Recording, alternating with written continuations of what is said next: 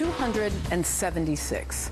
That is how many Nigerian girls ages 15 to 18 are still missing after a pre-dawn raid nearly 3 weeks ago. The raid occurred at the government girls' secondary school in the northern town of Chibok by the al-Qaeda-linked group Boko Haram, which means Western education is sinful. 53 of these girls have escaped on their own, but the focus on their story is new due to the unrelenting efforts of their relatives and social media to bang the drums and let us know that this story matters, that each one of these girls matters. And that is why my letter this week is to them. Dear young women of Chibok, Nigeria, it's me, Melissa, and I cannot begin to comprehend the terror you are feeling.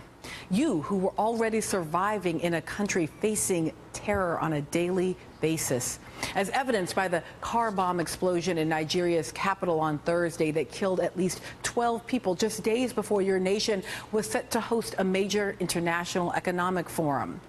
And this attack occurred across the road from the site of a massive explosion less than a month ago that killed at least 75 people, the same day that you young women were kidnapped from your school. But the reality of your country's woes does not excuse us from being absent in demanding more attention be paid to your story, because you matter. Nor does it excuse your president, who took 2 weeks to make a public vow to bring you back after you were taken at gunpoint and your school burned down.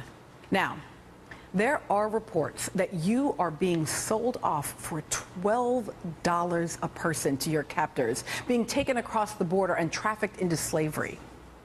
$12? Your lives cannot be equated to a dollar amount because your potential is limitless. And now, the drumbeat from those in your country and around the world are banging loudly so that you will not be forgotten.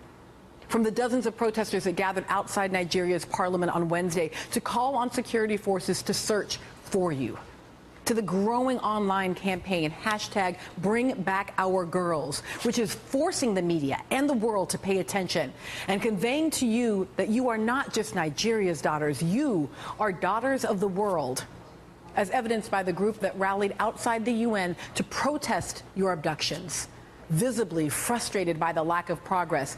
You matter to the U.S. State Department, which this week engaged in discussions with the Nigerian government on what we can do to assist efforts to find each and every one of you. And you most certainly matter to your distraught parents, many dressed in red, holding a day of protest on Thursday and marching from the residence of the local chief to the scene of your kidnapping.